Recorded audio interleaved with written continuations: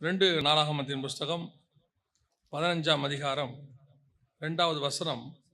அவர் வெளியே ஆசாவுக்கு எதிர்கொண்டு போய் அவனை நோக்கி, ஆசாவே, யூதா பென்யமின் கோத்திரத்தின் சகல மனுஷரே கேளுங்கள். நீங்கள் கர்த்தரோடு இருந்தால் அவர் உங்களோடு இருப்பார். அவரை தேடினால் உங்களுக்கு வெளிப்படுவார். அவரை விட்டுவிடாமல் அவர் உங்களை விட்டுவிடுவார் என்று. கர்த்தரை தேடினால் கண்டடைவோம். உங்களோடு நீங்கள் அவரோடு இருந்தார், அவர் உங்களோடு இருப்பார். இந்த வசனத்தை இதில் மிக முக்கியமான ஒரு பகுதி தான் நாம் இன்னைக்கு பார்க்க போகிறோம். அதில் கர்த்தரை தேடினால் நீங்கள் கண்டடைவீர்கள் என்று இருக்கிறது. கர்த்தரை தேடுகிற சூழ்நிலை ஏன் வருகிறது? ஆதியிலே தேவன் மனுஷனை உண்டாக்கி அவனோடு கூட உலாவும்படி அவர் விரும்பினார் என்று வேதத்தில் வாசிக்கிறோம். 3ஆம் அதிகாரம் ஆதியாகமத்தில். அப்புறம் மனுஷன் தேவனை விட்டு ரொம்ப தூரம் போயிட்டான். ஒரு சிலர் தவிர, ஏனோக்கு நோவா தேவனோடு சஞ்சரிச்சுட்டு இருந்தாங்க. அப்புறம் தேவன் மோசேயை பார்த்து சொல்றாரு, உங்கள் நடுவிலே நான் வாசம் பண்ணும்படி ஒரு கூடாரத்தை, ஒரு வாசஸ்தலத்தை ஆயத்தம் பண்ணும். அதற்கு பிறகு மனுஷன் தேவனுக்கு விரோதமான காரியத்தை செய்ததுனால மோசே கூடாரத்தை பெயர்த்து பாளையத்துக்கு புறம்பே போட்டார் அப்படின்னு சொல்லி பார்க்கிறோம். அதற்கு பிறகு இயேசு கிறிஸ்து ஆலயத்தில் அவர்கள் நடுவிலே உலாவிக் கொண்டிருந்தார் என்று யோவான் எழுதின சுவிசேஷத்தில் வாசிக்கிறோம். அவர்களோ அவரை தள்ளி கொண்டு போய் நகரத்திற்கு புறம்பே சிலுவையில் அறைந்து விட்டார்கள் என்று சொல்லி நாம் பார்க்கிறோம். அதற்கு பிறகு வெளிப்படுத்தின விசேஷத்தில் சபைகளுக்கு நடுவே 7 பொன் குத்து விளக்குகளுக்கு நடுவே உலாவுகிறவர் சொல்லுகிறதா, ஆண்டவர் நம் மத்தியிலே இருக்க வேண்டும் என்று விரும்புகிற தேவன். நம் மத்தியில தான் அவர் இருக்கணும்னு ஆசைப்படுறார். ஆபிரகாம்கிட்ட ஆசைப்பட்டாரு, நோவா கிட்ட ஆசைப்பட்டாரு, அப்புறம் மோசே கிட்ட சொல்றாரு, ஆதாமு கிட்ட சொல்றாரு. அதற்கு பிறகு இயேசு கிறிஸ்து நேரடியாக வந்து இஸ்ரவேல் ஜனங்கள் மத்தியில் வாசம் பண்ணார். இப்போ நம் மத்தியில இருக்கிறார். அப்படி இருக்கும் பொழுது ஏன் நாம் தேவனை தேட வேண்டும்? ஏன் நாம் தேவனை தேட வேண்டும்? இப்போ உங்க வீட்டில் ஒரு பொருள் இருக்கும், உங்களுக்கே தெரியும், இங்கே தான் வச்ச அப்படிம்பீங்க. ஆனால் குடும்பமே அதை தேடும். பார்த்துருக்கீங்களா? குடும்பமே தேடும். ஆனால் அந்த சாவி அந்த வீட்டுக்குள்ளே தான் எங்கேயோ இருக்கும். ஏன் அந்த சாவி முதல்ல நம்ம கண்ணுக்கு புலப்படலைன்னா, நம்ம எல்லாரும் சொல்லுவாங்க, இங்கே தான் இருந்துச்சு, எங்கன்னு தெரில. ஆக்சுவலாக அதோடைய அர்த்தம் என்னன்னா, அந்த சாவி மாற்றத்துக்குன்னு ஒரு இடம் இருக்குது தானே. ஒரு ஆணியில் ஒரு இடம் வச்சிருக்கோம் தானே, கதவுக்கு பின்னாடி முன்னாடி எங்கேயோ ஒரு இடத்துல. அந்த இடத்தில் அதை என்ன செய்யவே இல்லை, நாம மாட்டலை. அதான் நம்ம கிட்ட இருக்க பிரச்சனையே. எந்த ஒரு பொருளையும் சின்ன வயசுல பெரியவங்க வந்து நமக்கு ஒரு விஷயத்த சொல்லிக் கொடுப்பாங்க.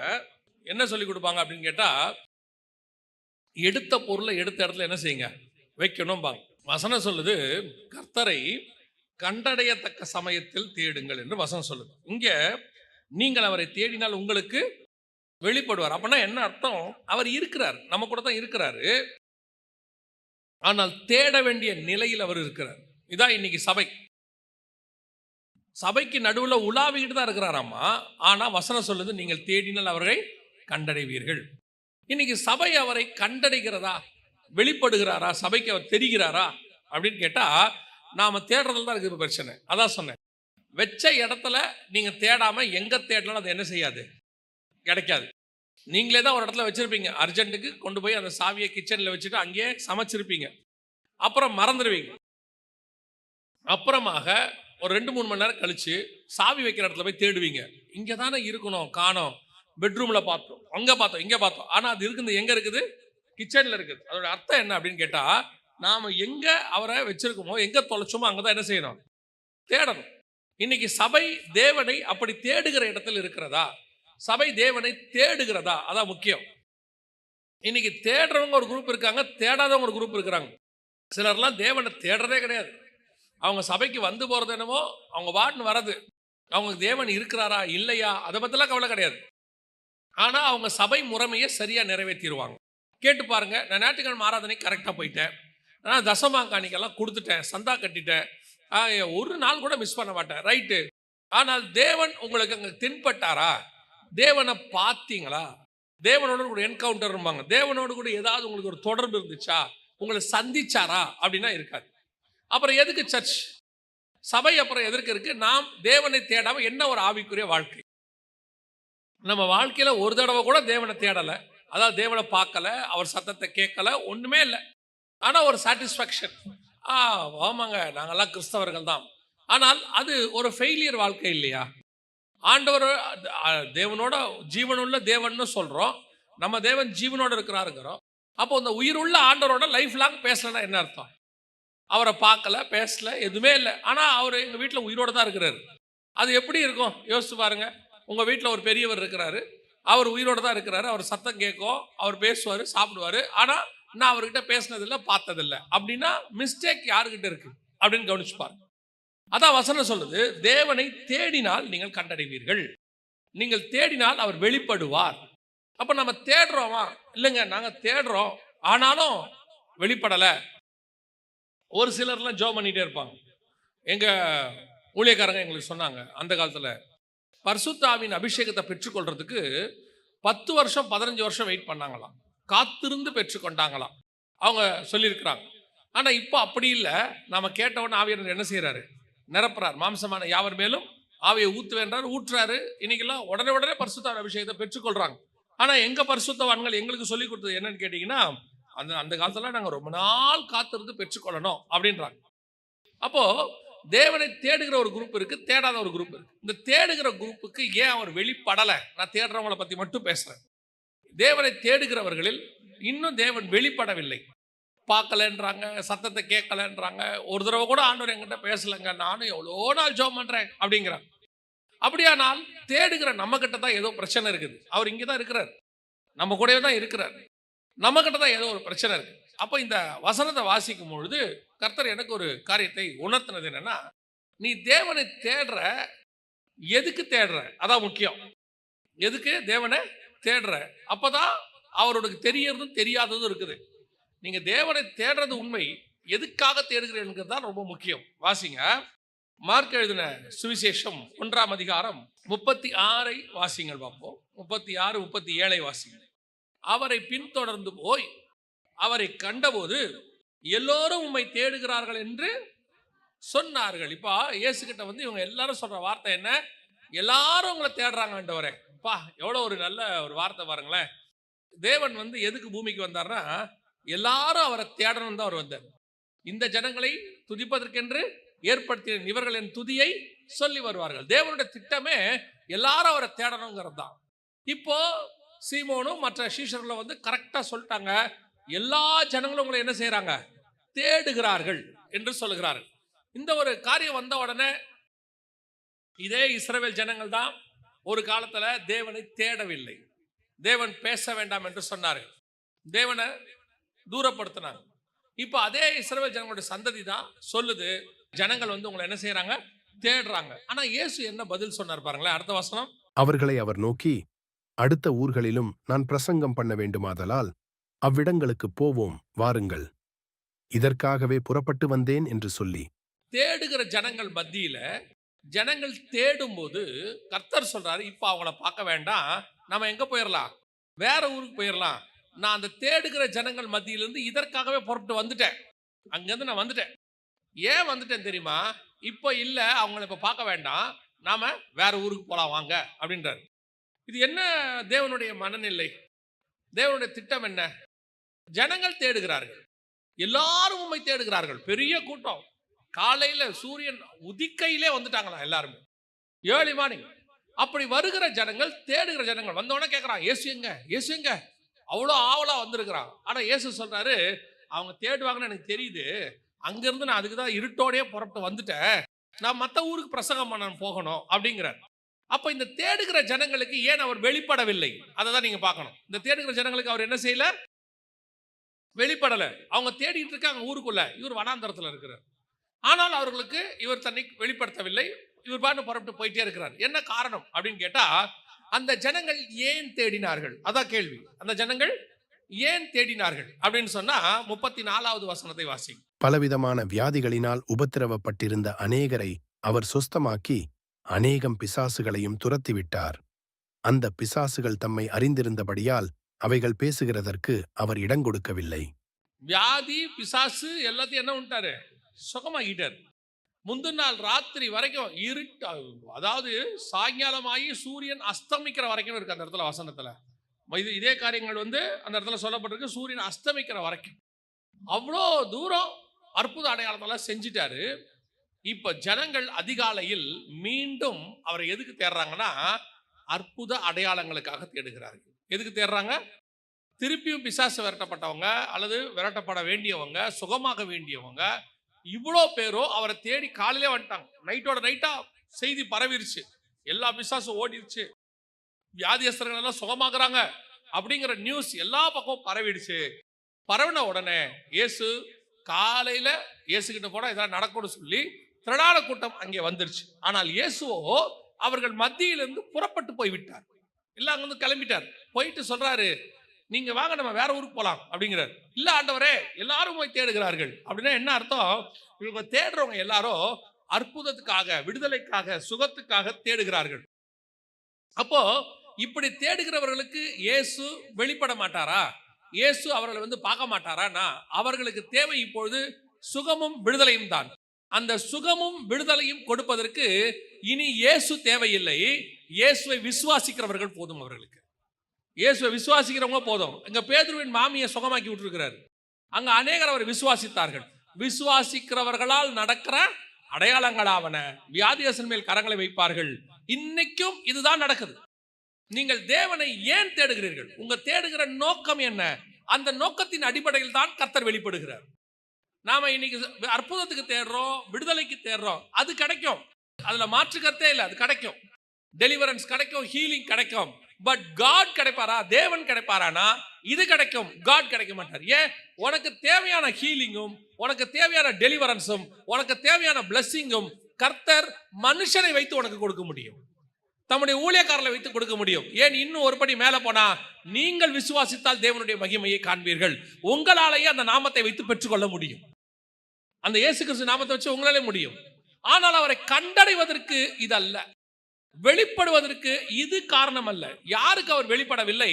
அற்புத அடையாளங்களுக்காக தேடுகிறவர்களுக்கு அவர் வெளிப்படவில்லை.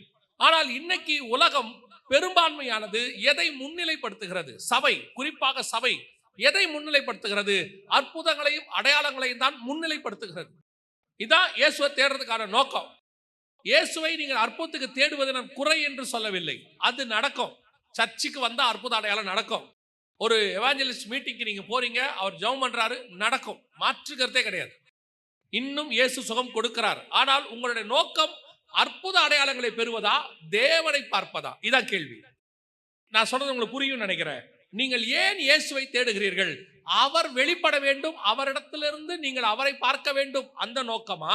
இல்ல அவர்கிட்ட இருந்து எதையாவது பெற்றுக்கொள்ள வேண்டும், அந்த நோக்கமா? இப்ப நீங்க ஒரு பெரிய தாசில்தார் ஆபீஸுக்கு போயிருக்கீங்க, நீங்க சைன் பண்ண ஒரு டாக்குமெண்ட் அவர்கிட்ட இருக்கு, அந்த டாக்குமெண்ட் வேணும். இப்ப அந்த டாக்குமெண்ட் என்ன செய்யணும்? வேணும். வேணும்னு சொன்ன உடனே இப்ப நீங்க உள்ள அவர் மீட்டிங்ல பேசிட்டு இருக்காரு. நான் சொல்ற ஒரு உதாரணம், மீட்டிங்ல பேசிட்டு இருக்கிறார். இப்ப போய் பியூன் சொல்றாரு, இந்த டாக்குமெண்ட் ஒன்று சைன் பண்றதுக்கு சைன் பண்ணி தரேன்னு சொன்னீங்களா, டாக்குமெண்ட் உங்ககிட்ட இருக்குதா?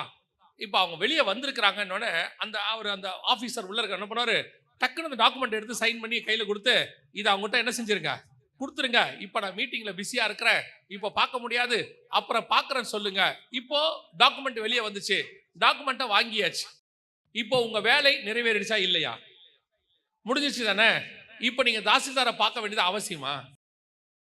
தாசில்தார் உங்களை பார்க்க வேண்டியது அவசியமா? இல்ல. பர்பஸ் நிறைவேறிடுச்சா இல்லையா? நீங்கள் ஏன் இயேசுவை பார்க்க போகிறீர்கள்? ஏன் இயேசுவை தேடுகிறீர்கள்? இயேசுவை தேடுவது அற்புதத்துக்காக, அடையாளத்திற்காக, உலகத்தில் உள்ள ஒரு ஆசீர்வாதத்துக்காக. இன்னைக்கு சபை இதல் தான் இருக்கு. சபையினுடைய நோக்கம், திட்டம், எதிர்பார்ப்பு ஆண்டவரிடத்தில் உள்ளதெல்லாம் ஒரே காரியம் தான். என்னன்னா, இயேசு கிட்ட இருந்து எதையாவது வாங்குவது. நான் அடிக்கடி மெசேஜ்ல எனக்கு ஆண்டவர் உணர்த்துறத சொல்லுவேன், உங்களுக்கு இயேசு கிட்ட இருந்து ஏதாவது வேணுமா? இயேசுவே வேணுமா? இன்னைக்கு நிறைய பேருக்கு இயேசு கிட்ட இருந்தா வேணும். அவங்க என்ன சொல்லுவாங்க, இயேசு கிட்ட இருந்து வேணும்னா இயேசுவே வேணும், ரெண்டும் ஒன்று தானங்க. இயேசு வந்தா தானே அவர்கிட்ட இருந்து ஏதாவது வாங்க முடியும். சொல்றேன், இயேசு உங்களுக்கு ஏதாவது செய்ய வேண்டும் என்றால் அவர் நாமத்தினாலே எதை கேட்டாலும் அவர் உங்களுக்கு தருவார். ஆனால் உங்களை பார்க்கணும் ஆண்டவரே.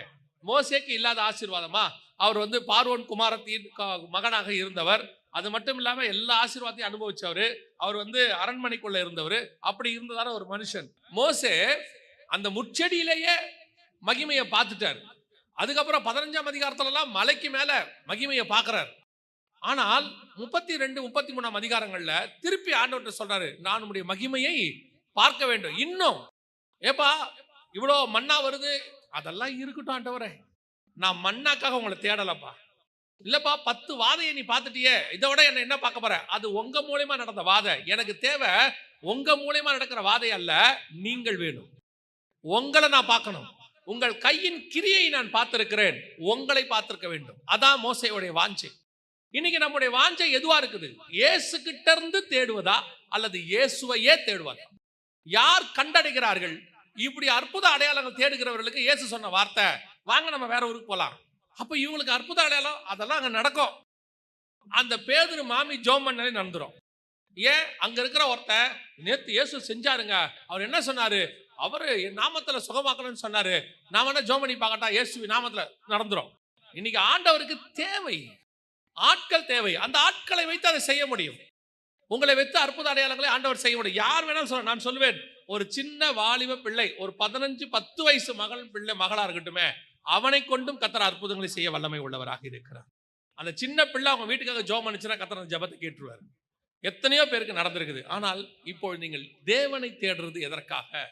முதலாவது வசனம் சொல்லுது, அவர்கள் அற்புத அடையாளங்களுக்கு தேடின போது அவர்களால் அவரை பார்க்க முடியவில்லை, கண்டடைய முடியவில்லை, போயிட்டார். இயேசு அவங்களை பார்க்கவே இல்லை, திரும்பி போயிட்டார். இதுதான் இன்னைக்கு நிறைய பேர் இயேசு கிட்ட வராங்க, சர்ச்சுக்கு வராங்க, அற்புத அடையாளங்களை வாங்குறாங்க, அப்புறம் சபைக்கு வர மாட்டேங்கிறாங்க. ஏன்னா இவங்க இயேசு கிட்ட இருந்து அற்புத அடையாளம் வாங்குறதுக்காக வந்தவங்க, அதை வாங்கின பிறகு இயேசுவை பார்க்கணுங்கிற ஆசை இல்லாதவங்க. வந்தோம், பர்பஸ் நிறைவேறிடுச்சு, சோத்திரம். அடுத்து திருப்பி ஜுரம் வந்துச்சுன்னா, திருப்பி ஒரு வியாதி வந்தா, திருப்பி ஒரு டெலிவரன்ஸ் தேவைப்பட்டா, விடுதலை தேவைப்பட்டா, அல்லது திருப்பி ஒரு ஆசீர்வாதம் தேவைப்பட்டா சர்ச்சுக்கு வருவாங்க. நடுவில் பாருங்க, தேவனை தேடுறதே குறைஞ்சிரும். ஆனால் எல்லாவற்றையும் விட்டு ஒருத்தன் பின்பற்றினான்ல, எல்லாவற்றையும் விட்டு அவன் கேட்டான், நாங்கள் எங்கே போவோம்? நாங்கள் எந்த இடத்துக்கு போவோம்? இல்லப்பா, நான் தான் உனக்கு 2 போட் நிறைய மீன் கொடுத்தனே, நான் மீனுக்காக உங்களை பின்பற்றவில்லை. இல்லப்பா 5 அப்போ 5000 பேருக்கு பிட்டோமே, அந்த 5 அப்பத்தை எடுத்து வந்து 12 கூடை நிறைய உங்கள்கிட்ட எடுத்து கொடுத்தனே, நான் அப்பத்தை கூடையின் அப்பத்துக்காக உன்னை பின்பற்றவில்லை ஆண்டவரே. அப்புறம் இந்த சீமோன் பேதுரு வீட்டிலலாம் போய் நல்லா சாப்பிட்டோம், சீமோன் வீட்டுல ஒருத்தர் இருக்காங்க, அவன் வீட்டில் போய் நல்லா சாப்பிட்டோமே, நல்லா விருந்து சாப்பிட்டோமே, ஐயோ நான் அதுக்காக உங்களை ஃபாலோ பண்ணல ஆண்டவரே. நான் ஃபாலோ பண்ணது கூட நிறைய அப்பத்துக்காகவோ, 2 போட்டு நிறைய மீனுக்காகவோ, அல்லது உங்க கூட இருந்தா நல்லா வசதியா சாப்பிடலான்றதுக்காக கூட உங்க கூட வரல. நான் ஏன் உங்க கூட ஊழியத்துக்கு வந்தேன் தெரியுமா? உங்க கூட வந்தா நான் உங்களை பார்க்க முடியும், உங்க கூட இருக்க முடியும். எங்களுக்கு தேவை இயேசுவினால் வரக்கூடிய அற்புதம் அல்ல, இயேசுவே எனக்கு தேவை. நான் வேறு யாரிடத்துல போவேன் ஆண்டவரே? எங்க போனாலும் எனக்கு அற்புதம் கிடைக்கும். எந்த இடத்துக்கு போய் உட்கார்ந்து நான் ஜெபம் பண்ணாலும் அங்க அற்புதம் நடக்கும். ஆனால் உங்க கூட இருந்தாதான் நான் உங்களை பார்க்க முடியும். இதுதான் இன்னைக்கு இயேசுவை கண்டடைவதற்கான முதலாவது காரணம். இன்னைக்கு நிறைய பேர் நம்ம இந்த காரணத்தை புரிஞ்சிக்காம இருக்கிறோம். சபை ஒரு கமர்ஷியலாக மாறிக்கிட்டு இருக்கு. அதுல ஒண்ணு என்னன்னா, இயேசு வியாபார பொருளாக அல்லது ஒரு நீடி திங்காக மாறிட்டு இருக்கிறார். அது கிடைச்சிட்டா போதும், இயேசுவை விட்டுட்டு போயிடுவான். அந்த அற்புத அடையாளம் நடந்துட்டா எத்தனை பேர் நம்ம சர்ச்சுக்கு வந்திருக்கிறாங்க? இயேசுவே சொல்றார், 10 பேர் வந்தாங்க இல்லையாப்பா, மிச்சம் 9 பேர் எங்க? ஒருத்தன் தானே வந்திருக்கிற. அந்த 9 பேருடைய தேவை நிறைவாயிடுச்சு, போயிட்டான். ஒருத்தன் மட்டும்தான் திரும்பி அவர்கிட்ட வந்தான்னு சொல்லி